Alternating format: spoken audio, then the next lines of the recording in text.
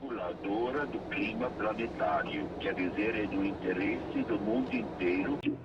A segunda coisa, a igreja não é uma ONG. Isso para tirar um pouco dessas dúvidas. Meu nome é Linomar Bahia, mas pode me chamar também de Sebastião e de Adolfo Hitler. E você vai perguntar por quê? Porque quando eu nasci no dia 11 de novembro, filho de Adamor Pedro Bahia, meu pai era um operário marceneiro, caboclo de Garapé-Miri, e a minha mãe Maria Luísa Saraiva Bahia, uma portuguesa, vinda de Portugal aos 13 anos, e ele me registrou com o nome de Adolfo Hitler, que era um líder em ascensão na Alemanha. Foi feito levantamento pelo exército de todos os últimos 10 anos. Lá eu fui no meio. E meu pai foi chamado ao tal conselho de guerra que havia no momento para explicar por quê, qual era a preferência dele pelo já então líder nazista. E meu pai explicou que quando eu nasci e me registrou, o Hitler era apenas um líder político em ascensão, não havia a força do nazismo que havia naquela época. Aí ele disse, muito bem, mas tem que mudar o nome. Aí o Linomar foi um cidadão amigo do meu pai, que teria sido meu padrinho. Mas na hora do batismo, por alguma razão, meu pai esqueceu e levou um outro padrinho. Outra pessoa para ser padrinho, e esse Linomar se aborreceu, rompeu relações com meu pai. E esse padrinho, como eu fui batizado dia de São Sebastião, no dia 20 de janeiro, posterior ao meu nascimento, em novembro, negociou com o padre para ser batizado com Sebastião, que o padre não aceitou Adolfo Hitler. E meu pai discutiu com o padre, a discussão do seu pai. Põe o nome que eu quiser, e o padre, eu sou dono da igreja, também aceita se eu quiser. Meu pai abandonou a cerimônia e o padre negociou o nome de Sebastião, que era o santo do dia. Quando foi para eu casar, surgiu um problemaço, que a minha mulher casaria no civil com o Linomar e no religioso com o Sebastião. Eu já era jornalista na época, Assibir Tomar de Miranda Vilas Boas. Eu fui com ele, contei a situação e ele pediu que eu voltasse no dia seguinte para ver qual seria a solução. No dia seguinte eu voltei, ele disse que a igreja de Perpétuo Socorro estava em implantação na época, tinha um redentorista americano lá. Ele disse, vá lá, esqueça que foi batizado e você vai ser batizado novamente com o nome de Linomar. Aí fui lá com o pároco lá e tal, também fui rebatizado, mas ficaram os 3 nomes com averbação. O nome de Adolfo Hitler averbado para Linomar Bahia por decisão judicial da época. A certidão de batismo ficaram as 2 certidões, a do Sebastião e a do Linomar, e o original, Adolfo Hitler de Bahia, averbado com Linomar.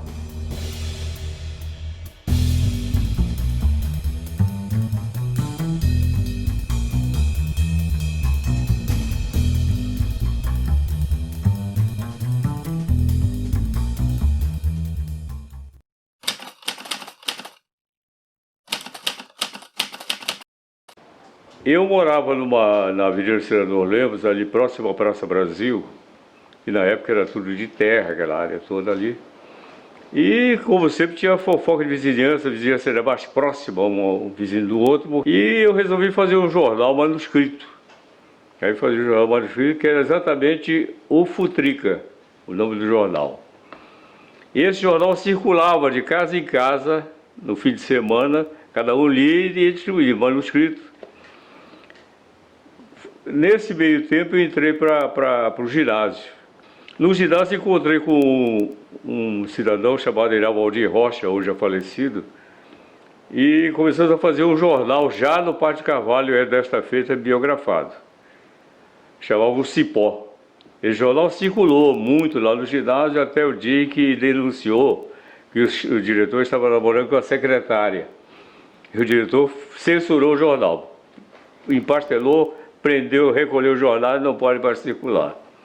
Em função disso, eu tinha um tio, irmão do meu pai, que era amigo do Saleal, que a essa altura era um jovem já subsecretário da província do Pará. Subsecretário seria hoje o chefe de reportagem, como secretário seria hoje o diretor de redação. Mas na época a figura era do secretário e do subsecretário. E falou com o Leal que havia um sobrinho assim, assado, e o Leal mandou que mandasse o tal sobrinho lá. Zubiraraí, lá eu fui uma tarde, saí do ginásio e fui lá. O Leal mandou eu fazer um teste rápido lá, numa máquina de escrever, eu já sabia datilografar, que a minha mãe havia me posto a aprender datilografia, e mandou que eu voltasse no dia seguinte, mas de paletó e gravata. Eu nunca tinha usado paletó nem gravata, porque menino, moleque, adolescente não usava, a única calça comprida era do ginásio. As calças normais eram essas, tipo que se usa hoje, tipo, com bermuda, uma bota e uma meia soquete.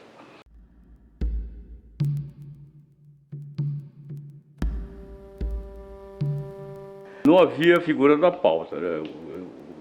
Os repórteres se autopautavam. E o primeiro degrau da atividade era a polícia. O foco principiante é fazer polícia, porque era entendido como uma clínica geral. Tudo acontecia para desenvolver o talento e até a perspicácia do pretenso repórter, né? O meu mestre da polícia era o Moacir Canadrini, mestre Calá, que depois derivou para a área esportiva, hoje já falecido.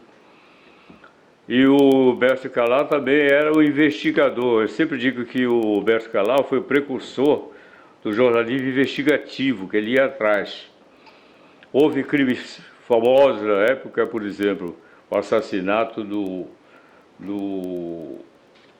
Pires Franco, Vitor Pires Franco, avô desse deputado federal, que foi deputado federal. E o Calá é quem foi atrás do assassino, do acusado, nas matas de Ibarituba, pegou esse cidadão, trouxe para a redação da província, o entrevistou e entregou para a polícia no dia seguinte, quando a província já tinha rodado com a matéria exclusiva Então foi esse mestre que eu apanhei lá, e vários fatos aconteceram. Ele me ensinou muito como é que abordava a parte investigativa. E foi quando aconteceu o episódio que eu narro também de ler de trás para frente, porque a impressão a quente, as linhas de linotipo eram construídas como carimbo hoje, para ser carimbado, quando ia para a chapa, imprimia o jornal em leitura no sentido normal. E eu cheguei, havia o chefe de polícia, o coronel Alexandrino Chaves, e tinha um documento na frente dele, eu ia entrando na polícia, e como o Calá fazia, eu também entrava no gabinete de delegado, gabinete de chefe de polícia. Ele estava com esse documento e eu li, ao contrário, né, porque eu estava voltado para ele o documento, e publiquei essa matéria, o fundo de reportagem na época. Quando eu voltei no dia seguinte, já com a matéria publicada, estava aquele alvoroço, e eu perguntei o que estava acontecendo, e disse, é que essa matéria saiu ali, quem foi que disse? Eu disse, eu não pude ir para você, mas para salvar a cara de vocês, eu vou lá com o coronel Chaves e vou dizer para ele. E fui lá, entrei. Eu sei quem vazou, coronel, fui eu. Como você vazou? Porque estava o documento aí e eu li. Você leu de trás para frente, eu não acredito. Pegou outro papel, botou lá, leia aí. Me testou. E eu li. Ele disse, ele falava bem farinha, você é perigoso e tal, não sei o quê, papapá, repórter é perigoso.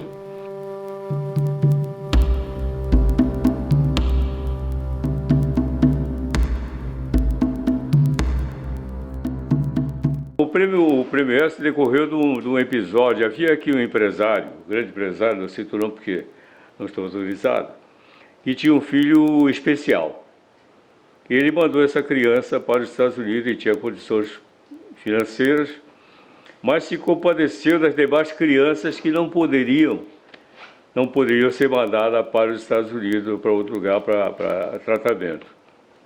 Ele era amigo do diretor da província e propôs que fizesse um movimento para fundar uma instituição que pudesse cuidar aqui dessas crianças que não podiam ir.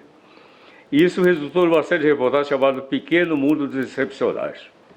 Foram 5 reportagens sobre o assunto que a província publicou. Estava emergente o Prêmio S de jornalismo, de reportagem. Tinha começado, ainda não tinha hoje a força que tem hoje, o prestígio que tem hoje. E eu concorri para esse prêmio. Não ganhei o primeiro prêmio, porque quem ganhou, havia uma revista chamada O Cruzeiro, que era uma revista espetacular, muito forte, começando a primeira revista, grande revista do Brasil, e tinha um repórter chamado Biratã de Lemos que fez uma reportagem chamada Os Pau de Arara. Começava aquela migração do Nordeste para o centro-sul do país, de Pau de Arara, aqueles caminhões Pau de Arara. E ele não só pelo nível já estadual, nacional da matéria dele, como também pela diagramação de uma revista moderna, para padrões da época, e graficamente muito bem feita, aí eu fui segundo colocado nessa premiação do Prêmio ESSO de reportagem. Se não teria sido o primeiro, se fosse regional, e na qualidade de jornal muito inferior graficamente à questão da revista O Cruzeiro.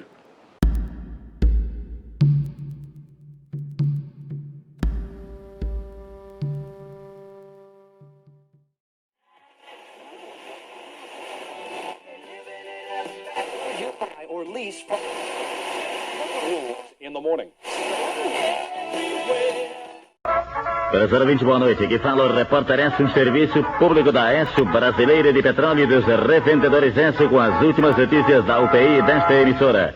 Eu já tinha minhas pretensões à rádio, porque eu já fazia uma locução no sonoro. Havia muito sonoro dos bares de Belém. Havia na região do Telégrafo Sem Fio, havia o Sinuca Bar lá embaixo, mas aqui na frente o Bar Guarani, na Praça Brasil, onde eu trabalho. E na Pedreira, esse bairro era muito boêmio, tinha shows, faziam shows semanais. Na Pedreira tinha Pedreira Bar. E eu lembro a Pedreira porque o meu colega, amigo, irmão e camarada de vida toda, Jaime Bastos, começou no Pedreira Bar, na Pedreira onde ele morava. E eu comecei no tal Sinuca Bar. Quando fui para o jornal, já encontrei na província da Vanguarda, como cronista esportivo da Vanguarda, o Edir Proença, que era o filho do dono da Rádio Clube, que era a única rádio de Belém na época, e o locutor esportivo da rádio. Edir Proença, locutor esportivo da rádio. Houve a Copa do Mundo de 50, o Edir ia para o Rio de Janeiro para transmitir para a Rádio Clube a Copa do Mundo, e não tinha quem fizesse a tal parte esportiva da Vanguarda. E eu me propus. E o Edir Proença foi e eu fiz, naquela época das comunicações difíceis. As fotos chegavam 3 dias depois de avião, tinha que vir no rádio, fiz toda a matéria, toda a cobertura da Copa do Mundo, ouvindo o próprio Edir Proença. Quando ele voltou, foi consultar a coleção da Vanguarda da época e declarou publicamente, ele fazia uma crônica nessa página, fez a crônica relatando a experiência dele na Copa e conseguiu uma forma de dizer que havia sido substituído por mim naquela página e que eu tinha feito um trabalho que nem ele faria. Um dia ele chegou, dias depois desse episódio, ele chegou e disse: eu gostaria de trabalhar na rádio. Eu disse: gostaria. Ele disse: não, vai lá, tu tens boa voz e tal, não sei o quê, vai fazer um teste lá. Eu falei para tu fazeres um teste. Eu fui lá na rádio, me apresentou lá para o Guilherme de Barra, o diretor artístico, o Mário Barradas, que era o locutor-chefe, e mandaram ir dentro do rádio do Jurunas no dia seguinte. Aí eu fui para lá, eles fizeram o teste, agradaram e tal, e passei a estagiar na rádio. Estagiar o que era? Ficava lá no estúdio com o locutor do horário, fazendo algumas leituras de alguns anúncios lá, que tudo era lido, não havia ainda o anúncio gravado, ainda estava começando naquela época, era tudo lido. Nesse episódio, fiquei sabendo como é que eu fui bater no rádio. Eles tinham começado a ensaiar o noticiário no rádio. E o locutor do horário é que lia uma notícia que tiravam no jornal. Havia dado uma notícia em que havia um tabelamento de açúcar e alho. E ele cometeu uma cacofonia inevitável. Juntou açúcar e alho e virou açucaralho. A Folha Vespertina tinha uma coluna chamada Vozes das Ruas. Eram 3 notícias com 3 linhas, mais um tiro. Cada notícia daquela era um tiro, feito pelo jornal professor Paulo Maranhão. E o Paulo Maranhão publicou uma nota dessa Folha da Rua dizendo assim: seu colega Edgar Proença, que era o dono da rádio, precisa cuidar dos seus meninos, estão soltando caralho no ar. Isso deu uma revolução dentro da rádio, eu fiquei sabendo já quando eu estava lá estagiando. Deu uma revolução, tem que arranjar alguém, dizer: não, mas foi um episódio só, isso não vai acontecer. Aconteceu pior depois. deram um texto e legenda de fotografia do jornal para o locutor dele e leu. Aconteceu não sei o que, na foto acima, rádio, não tem foto, né? É porque era o texto e legenda, estava lá na legenda e ele leu. Aí deu outra confusão e disseram, reuniram o diretor da rádio e disseram, tem que arranjar alguém para cuidar disso. Aí o de frente disse, eu tenho o cara que era eu. E foi assim que entrei para começar fazendo, logo em seguida, o tal informativo C5, que foi o primeiro informativo de rádio na região. Já havia o Repórter S, era o modelo do Repórter S a nível nacional, que era um grande jornal. No rádio não tinha televisão na época no Brasil. Era o Repórter S e era aquele padrão de 3, 4 notas pequenas, lidas de hora em hora. E assim entrei no rádio e me transformei num astro do rádio na época, também por acidentes que vão levando a gente, é incrível como essas coisas acontecem.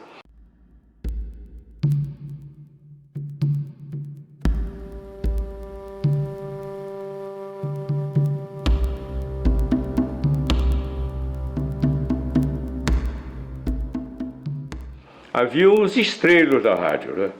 Que eram praticamente os radiadores, que era a grande febre também do momento. Radiadores, que era aquele cast famoso da Rádio Clube, era dos melhores do Brasil, e eles representavam aquelas cenas que o imaginário do ouvinte transformava em...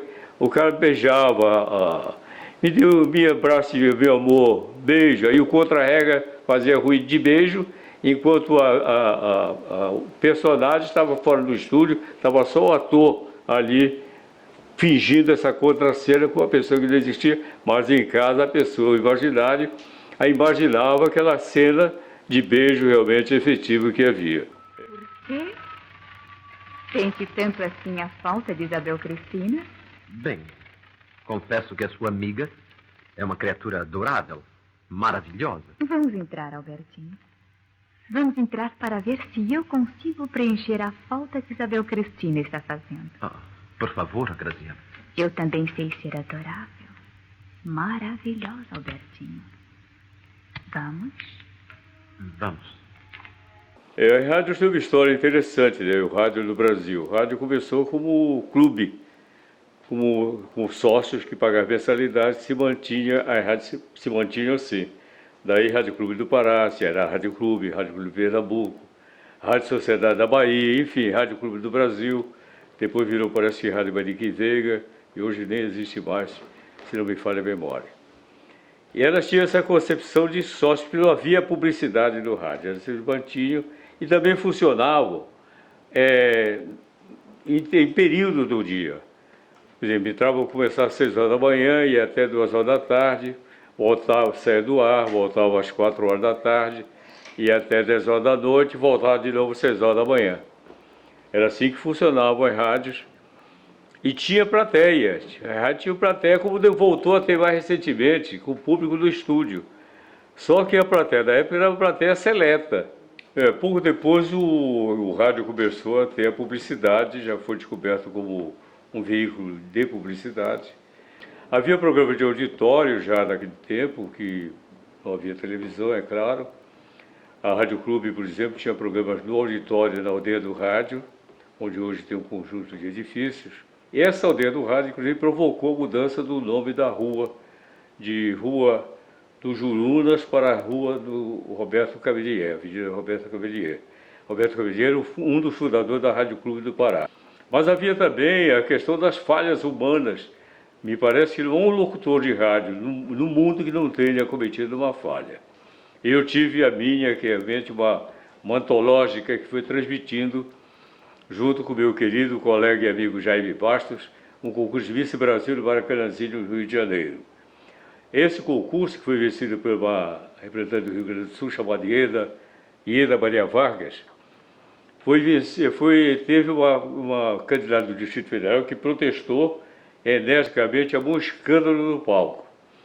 Então, no meio daquela confusão, eu procurei saber do que se tratava. Eu, embaixo do palco, com todos os locutores de todas as rádios do Brasil, sabia do que se tratava. A pessoa me informou que a Miss Distrito Federal havia contestado a eleição da Ieda Maria Vargas, teria um buraco entre as pernas. O que era um buraco? aquele vão, quando a moça junta os joelhos, fica aquele vão entre as coxas. Eu resolvi explicar. Eram feitas não havia Embratel, era via ITT. Era o sinal que ia para Nova York e voltava para Belém. Muitas vezes chegava a metade da transmissão, não chegava nada, eu ficava pregando no deserto, ou chegava tudo. Essa nós torcemos para não chegar nada, e chegou toda inteirinha. Eu passava na rua em Belém, e meus amigos diziam assim: "Ei, Lindomar, onde é que é o buraco da missa?" Isso me gerou realmente uma opção de problema, mas isso são coisas que acontecem, que eu cometi um erro grave em rádio, que é explicar o que disse. Se disse, está dito, não volte atrás. E eu infringi essa regra de ouro e cometi essa grande gafe.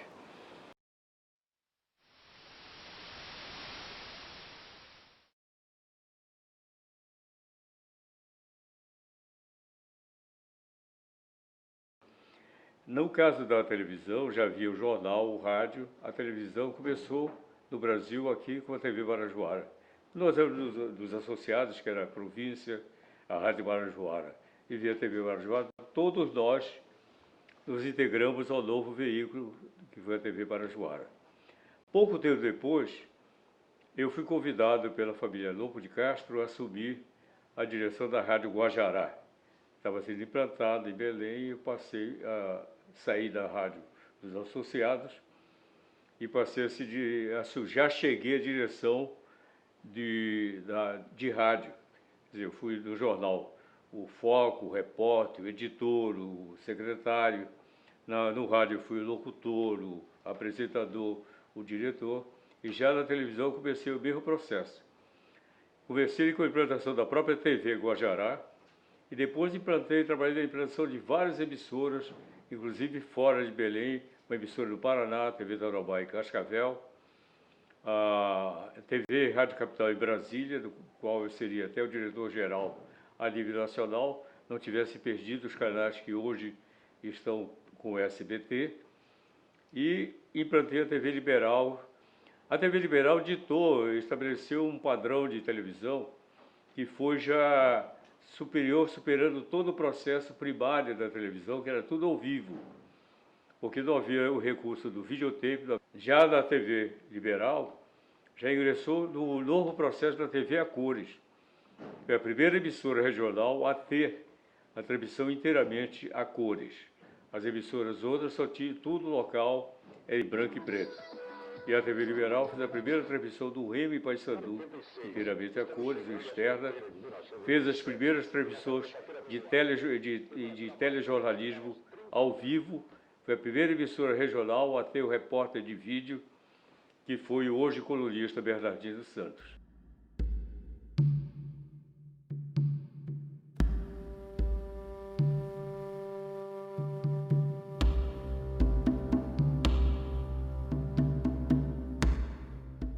Das TVs é inteiramente ao vivo, com todas as dificuldades e problemas que pode gerar alguma coisa ao vivo. Havia coisas hilariantes, havia coisas dramáticas, daí porque os espaços dos estúdios da TV eram muito amplos, eram montados sets, porque a câmera tinha que passar uma cena aqui nesse set, dava um intervalo comercial, enquanto passava a câmera para outro set para o próximo momento do programa. Havia 2 canais disponíveis em Embratel para Belém. Um canal principal e outro que era o canal de emergência. Esses canais estavam tomados pela então TV Marajoara e TV Guajará, que fecharam os horários-chave, que era o Jornal Nacional e do Fantástico. Então o Jornal Nacional era pré-gravado para nós, primeiro em Goiânia e depois em São Paulo, a TV Anhanguera em Goiânia e a TV Globo em São Paulo, e gerados depois do Jornal Nacional. A programação havia um atraso considerável nela em função disso. O Fantástico era pior. O Fantástico, nós recebíamos a fita do Fantástico já na segunda-feira, de avião. Essa fita era editada na tesoura, porque como nós tínhamos ainda só um videotape, não tinha como editar de um para outro. Então era no olho, então era um desperdício de fita enorme, uma fita caríssima, fita de 4 polegadas de videotape, e isso gerava um problema técnico que ninguém acreditava. Então nós rodávamos o programa e era curioso porque o apresentador mudava de roupa velozmente na mesma cena, porque ele estava num programa gravado anteriormente com uma roupa e no novo programa com outra. Quando nós montávamos com o programa ao vivo já do dia. E quando passou essa transmissão a ser feita depois pela TV Globo de São Paulo, o Fernandinho Furtado, que hoje é o diretor de engenharia da Rede Globo, era o diretor de engenharia da TV Globo de São Paulo. Ele me ligou e disse assim: Lindomar, vou ficar com o retorno de vocês, e eu quero ver como vocês fazem essa mágica aí. E ficou com o retorno, depois do programa sair do ar, ele ligou para mim e disse assim: olha, vocês são melhores do que vocês imaginam, porque isso aí eu nunca vi alguém fazer em televisão no mundo e vocês fazem. As TVs Marajoara e Guajará entravam no ar 5 horas da tarde. Nós começamos entrando no ar 10 horas da manhã e depois às 7 horas da manhã com um jornal que chamava Bom Dia Belém, para treinar os futuros apresentadores dos outros jornais. E lá alguns deles começaram apresentando esse Bom Dia Belém.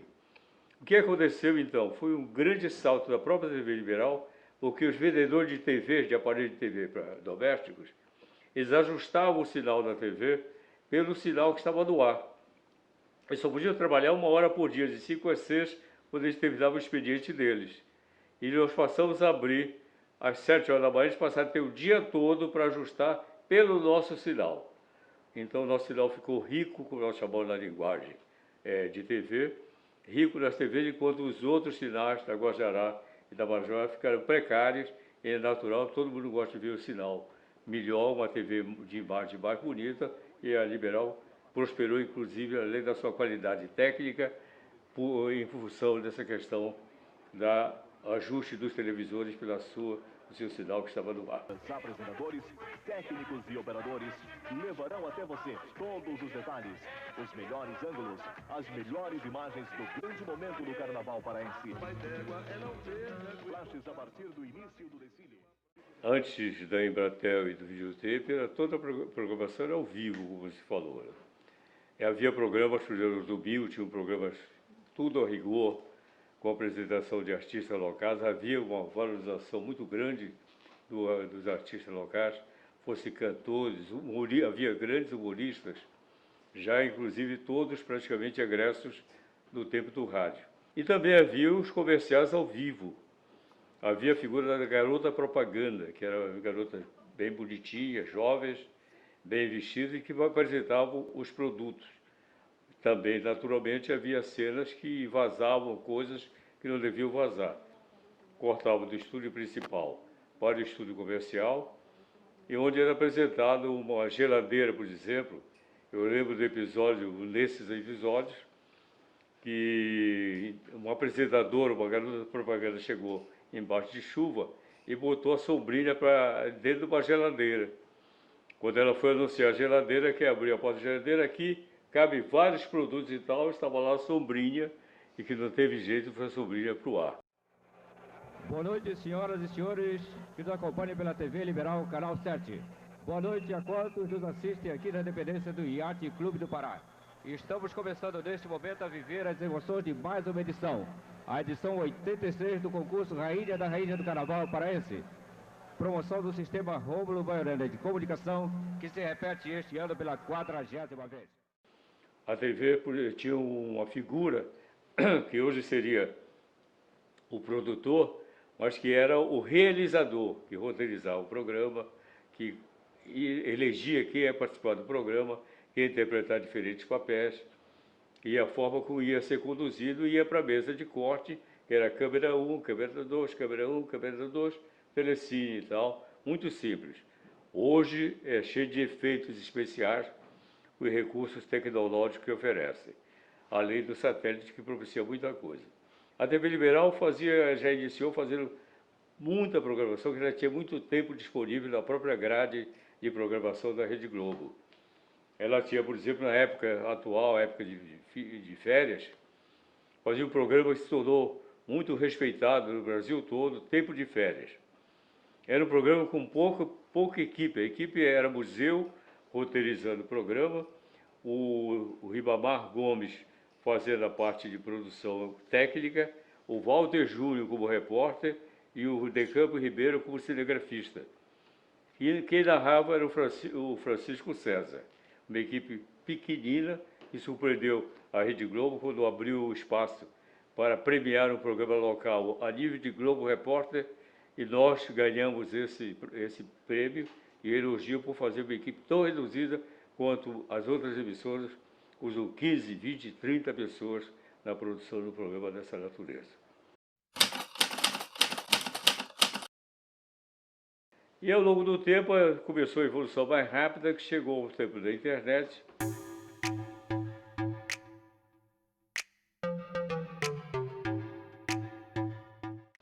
Onde se vê, por exemplo, que perdeu em criatividade, perdeu em documentação desse material e principalmente perdeu no leitor do jornal. O jornal impresso em todo o mundo está sofrendo essa queda fundamental do leitor, além do que está sendo atingido também pelas fortes campanhas ambientalistas sobre a destruição das florestas para a produção do papel de jornal.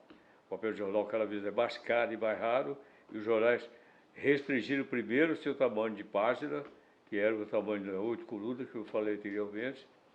Hoje em dia, o jornal quase chegando ao formato tabloide, que corresponde à metade de um jornal normal, e a tendência, em função de vários fatores, tanto a questão ambiental, que inibe a produção de papel de jornal, como também a questão da tecnologia, me parece que o futuro é o jornal realmente eletrônico, como já está caminhando aceleramente. Precisa apenas mudar a cultura do leitor, que o leitor, assim como você aceita o livro impresso ainda, quando já há disponibilidade do livro virtual, ele também vai ter que aceitar o jornal como ele é.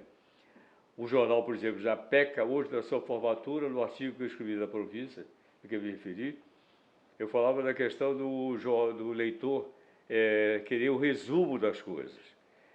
Tanto que eu preguei o futuro do jornal, de colunas, um jornal de colunas e comentários, não de matérias extensas como as que são escritas ainda hoje, muitas vezes até copiando o que a TV e a internet já disseram desde a véspera. Hoje o jornalismo, eu escrevi uma ocasião um artigo que me resultou em muitos aborrecimentos depois, por falta de compreensão da minha intenção do que eu escrevi, dizendo que jornalismo não se aprende na escola. Ele vem de berço e tal, como música também não se aprende na escola. O tese era esse. Embora seja fundamental a formação acadêmica, que hoje é no curso de comunicação, como já foi antes do meu tempo, em direito ou letras, que nós fazíamos porque não havia ainda curso de comunicação. A questão hoje, por exemplo, que os jornalistas de formação universitária reclamaram muito a regulamentação da profissão para ser privativa de jornalistas diplomados, hoje em dia isso está fugindo completamente à regra, que qualquer pessoa que tenha acesso à internet e tenha domínio da técnica de postar alguma coisa, ele chega e escreve, e ele está produzindo também conteúdo de comunicação, de informação.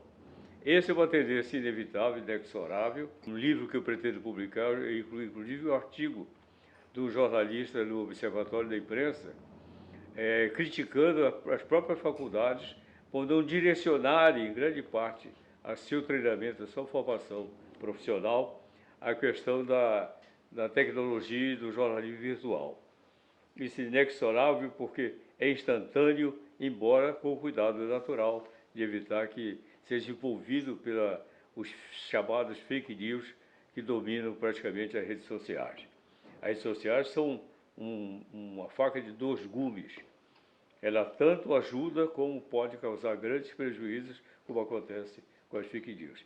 Há uma regra básica: se você não tem certeza, não confirma, é melhor não publicar.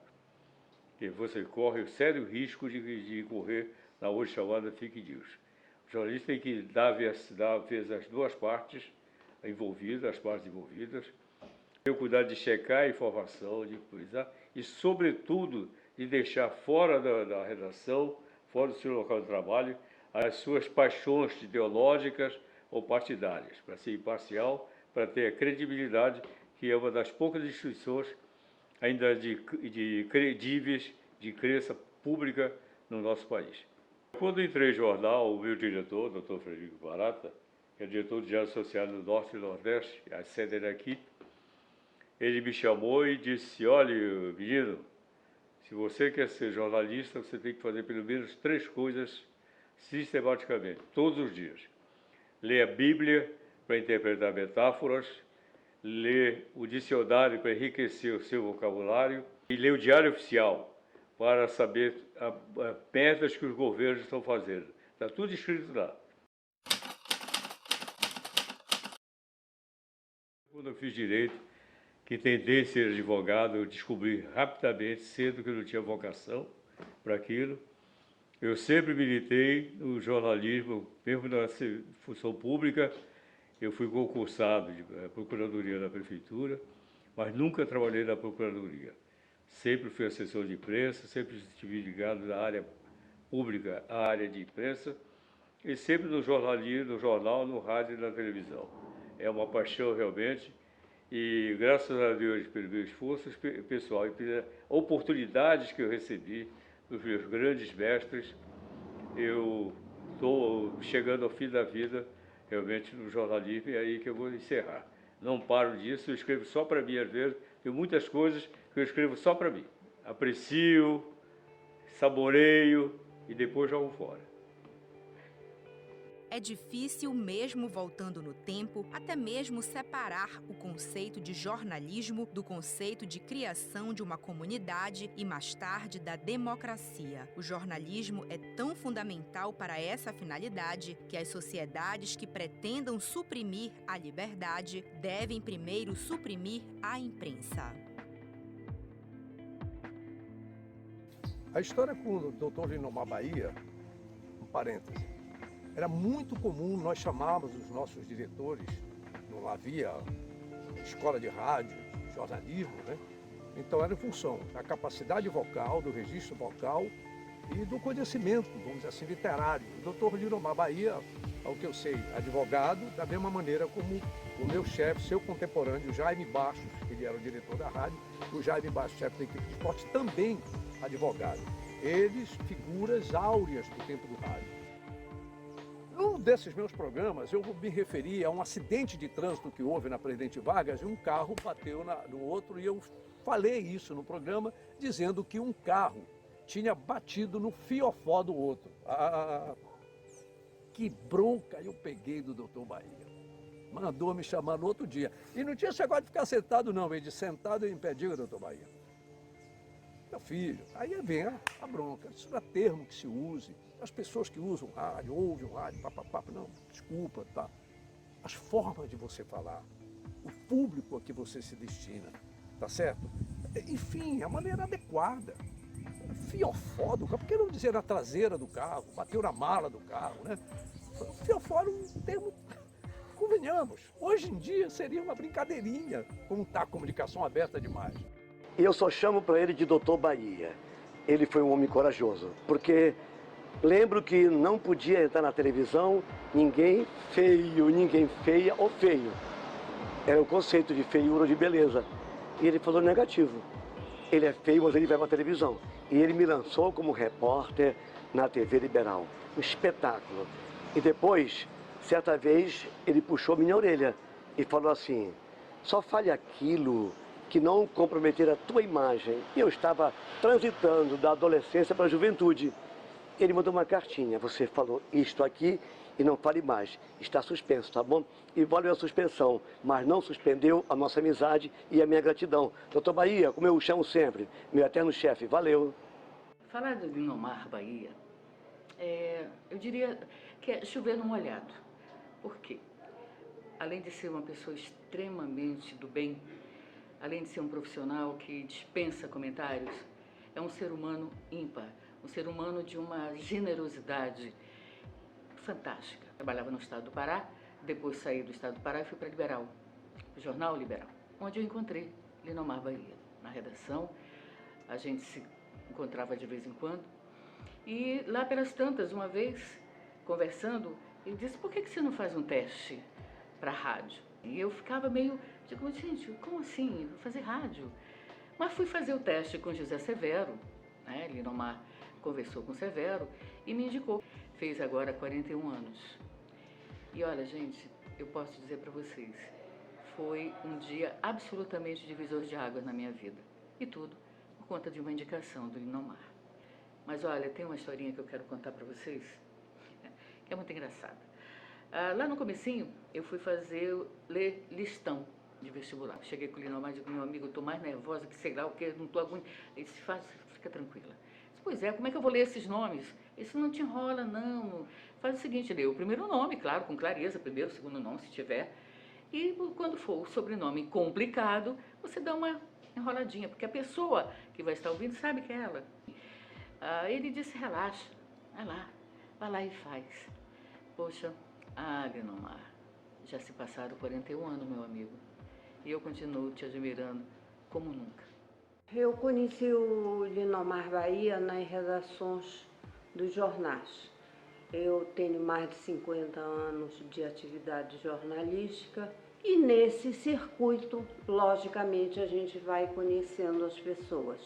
E uma das gratas surpresas foi conhecer o Linomar, porque é uma pessoa acessível, é uma pessoa agradável, é uma pessoa que sabe escrever, é uma pessoa que sabe falar, é uma pessoa que conhece a coisa mais difícil do mundo, que é a língua portuguesa. Então, tudo isso se formou um conjunto e formou uma amizade. Então, eu acho que o Linomar é uma pessoa impecável naquilo que faz e sabe por que faz. E é um grande amigo que eu conquistei ao longo desses anos.